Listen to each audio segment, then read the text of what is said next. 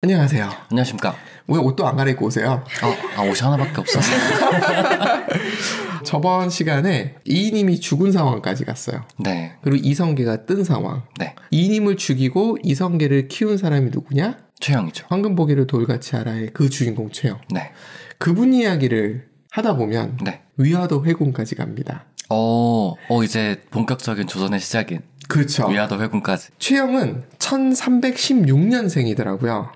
이거 헷갈리실 테니까 뭘 보시면 좋으냐면 1351년 공민왕이 즉위년이에요. 공민왕이 즉위했을 때 최영은 이미 나이가 40 가까이 되는 나이였던 거예요.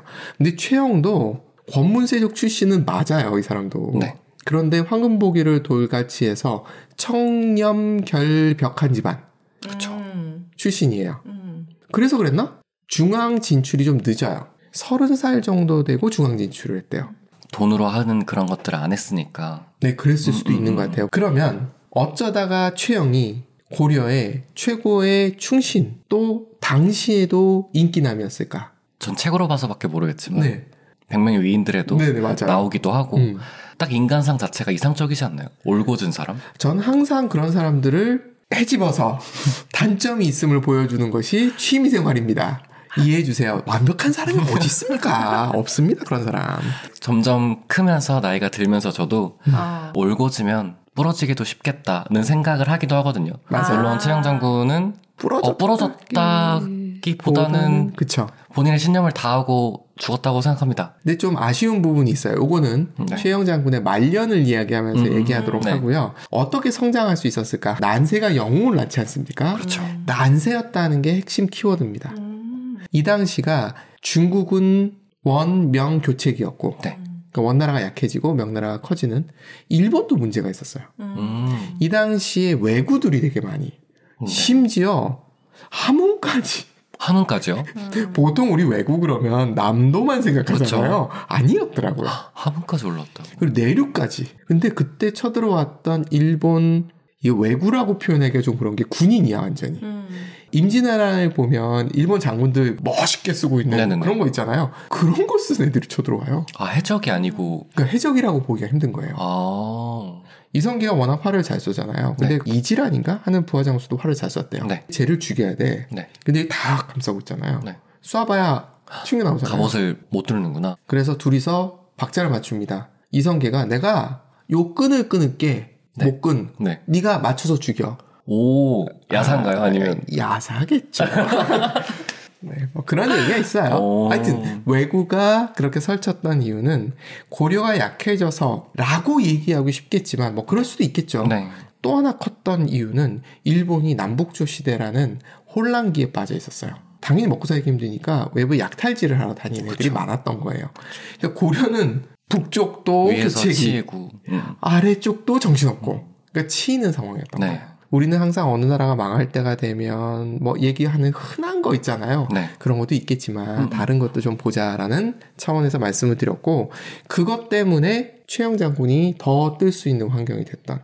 장군님이시니까. 그렇죠. 평화 시기였다면 기회가 없었겠죠. 그렇죠. 전쟁을 할 일이 없으니까. 맞아요. 51년에 공민왕이 즉위하고 그 다음에 조일신의 난이라는 게 있어요.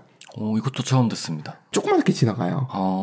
조일신이라는 사람이 공민왕의 명을 받아 기왕후의 오빠인 기철 세력을 치려다가 기철이 부재 중이어서 못 쳤어.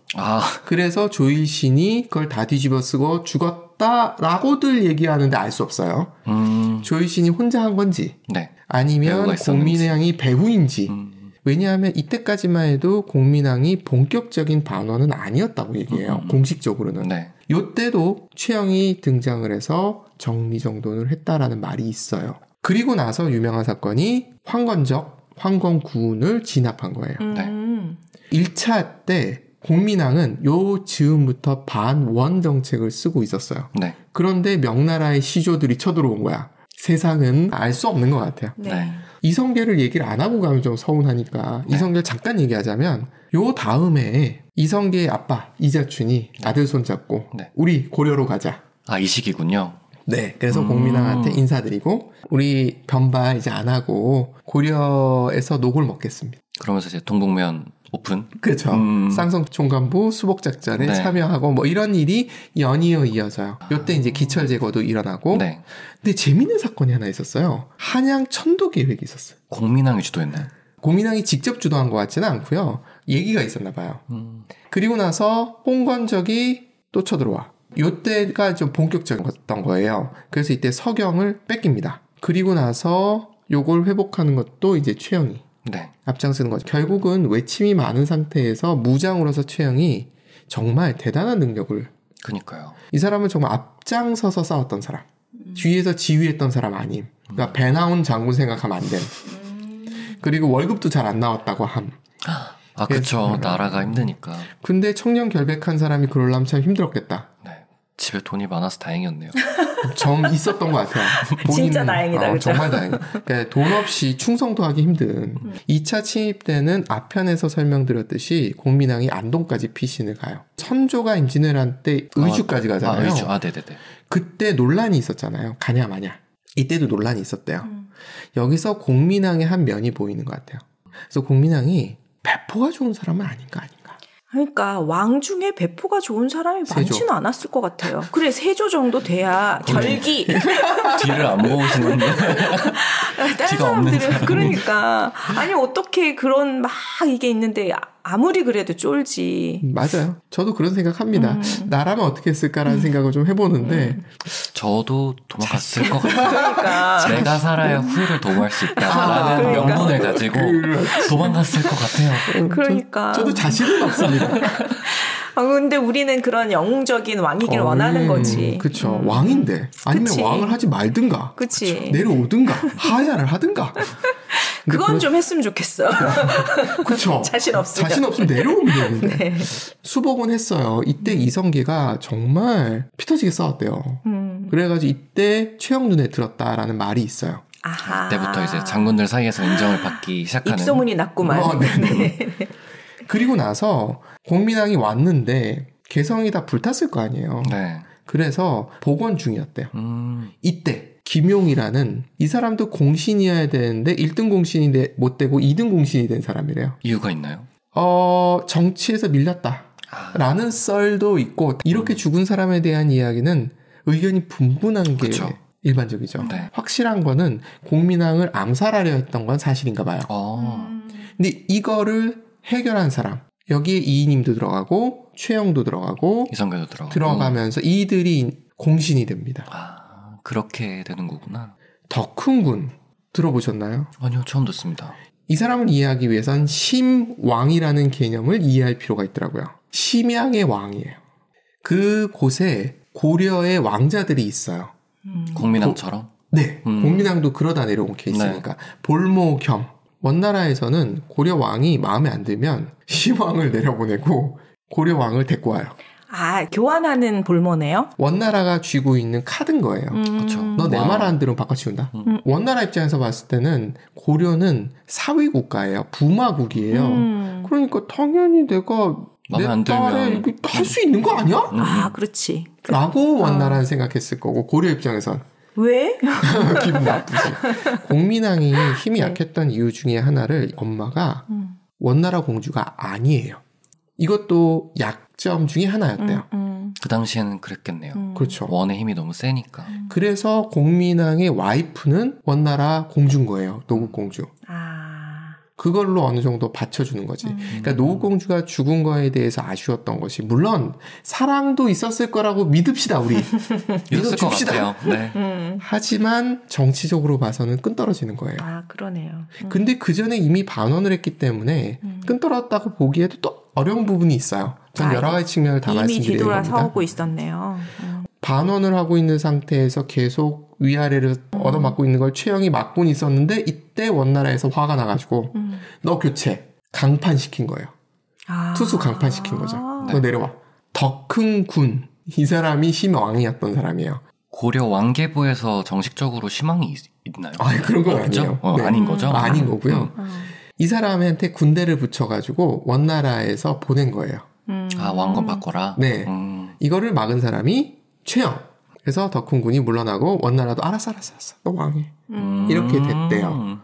이 당시만 해도 원나라가 많이 약화된 상태였기 때문에 이럴 수밖에 없었던 것 같아요. 그리고 나서 최영이 귀양을 갑니다. 그렇죠. 누구 때문에? 신돈이죠. 그렇죠. 네. 신돈 입장에서 최영은 어떤 사람이다?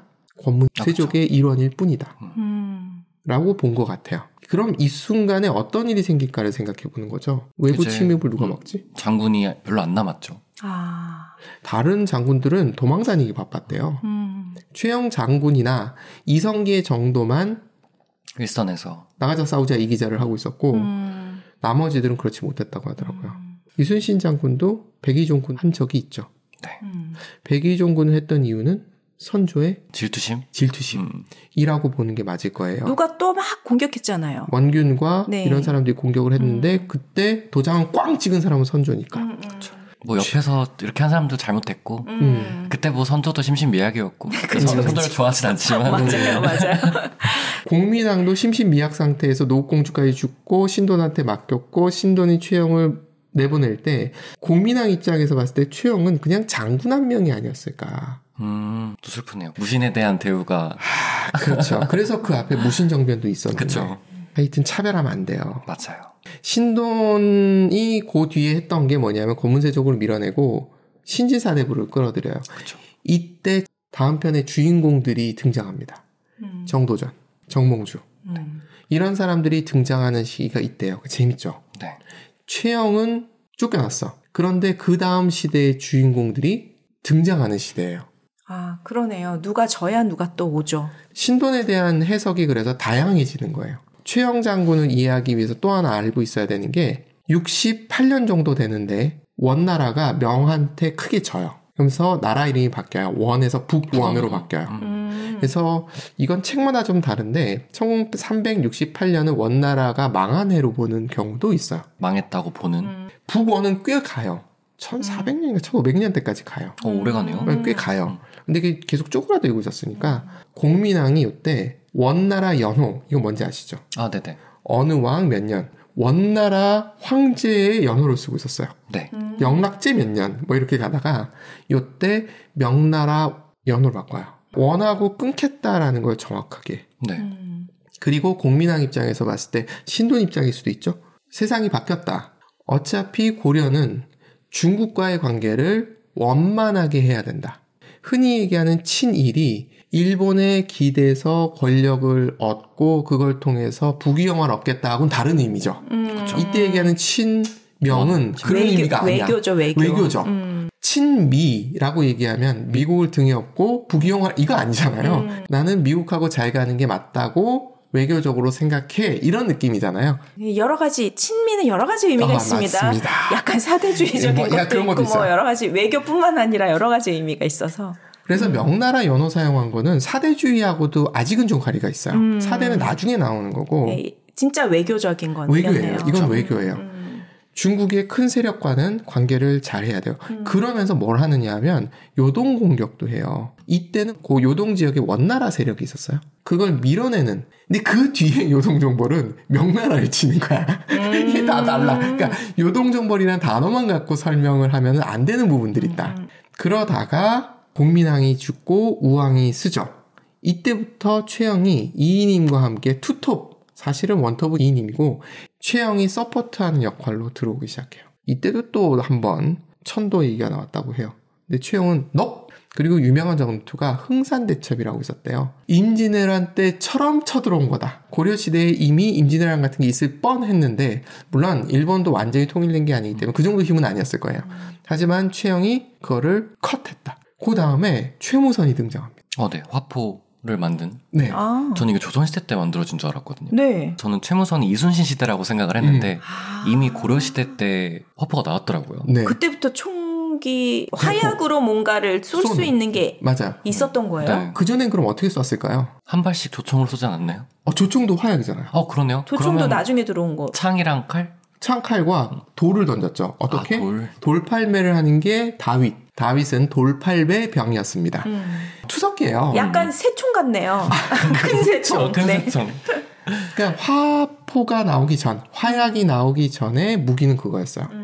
요즘 폭탄은 사실은 떨어지면 터지잖아요. 그렇죠. 충격. 그 당시엔 터질까요? 돌인데 터질 리가 있습니까? 안 터집니다. 터지는 것도 한참 뒤에요. 아, 성능이 안 좋았군요. 그게 정말 그전에는 돌을 던지다가 큰 쇠공을 던지다가 뭐 이랬어요. 이성계랑 같이 우왕의 명을 받아서 이인임을 치죠. 네. 그럼 1인자 누구죠? 최영이 되겠죠. 최영이 우왕의 장인이 됩니다. 최영의 사위가 우왕인 거죠. 네. 우왕이 이인임이 없어졌잖아요. 자기를 왕에 올려놓은. 그 다음에 믿을 만한 사람으로 최영을 찍고 최영한테 딸을 달라고 했대요. 근데 친딸이 없어서 첩의 딸을 줍니다. 어쨌든 이제 가족으로 묶는. 네.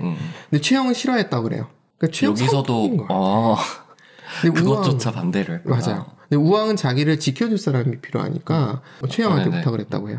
그래서 최영이 그걸 마지못해 받아줬다고 해요. 여기서 하나 생각해 볼게요. 최영이 우왕이 들어선 그 시점까지도 계속해서 전장에서 무공을 펼치던 사람이었어요. 색깔을 어떻게 봐야 되나요? 이 사람을. 권문세족 출신이긴 하나 자기의 부를 축적하는 것보다는 개인의 이익보다는 나라를 위해서, 나라의 이익을 위해서 충성을 다했던 사람이에요.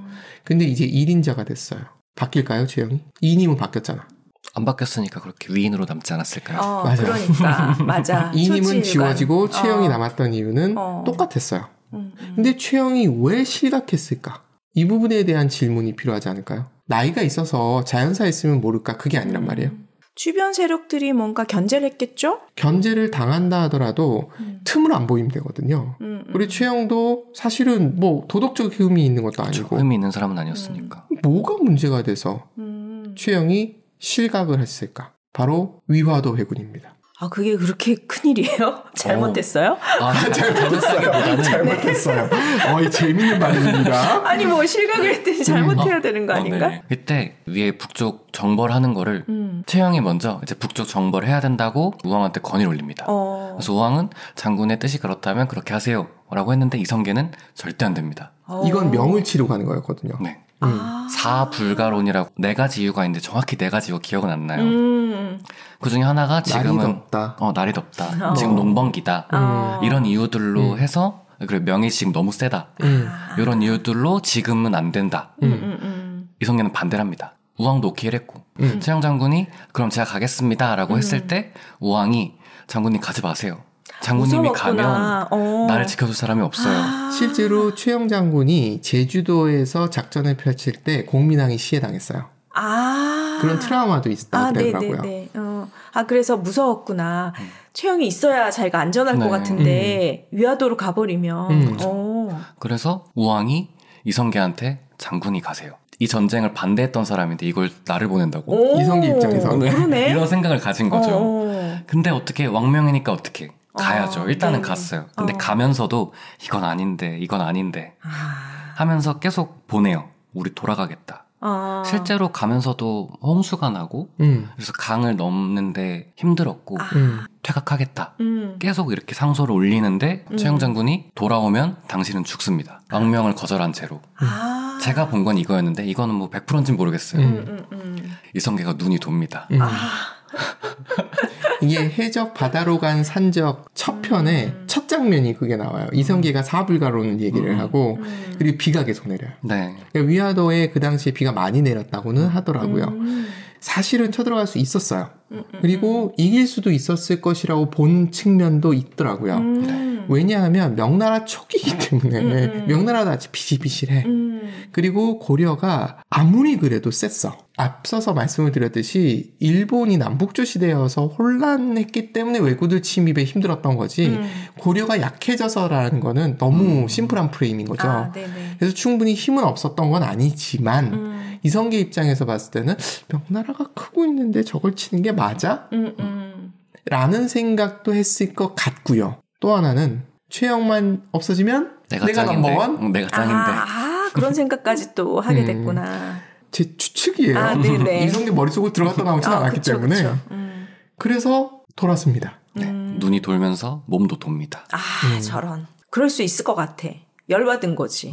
이렇게 해서 돌아와서 최영이 결국은 유배를 가요. 유배를 갈 때 이성계가 최영한테 했던 얘기가 내가 당신을 미워서 그러는 것이 아니라 시대가 그런 것이다. 근데 미안하다. 유배를 어떻게 보내지? 왕이 최영 편인데? 그렇지만 군사력을 누가 쥐고 있나요?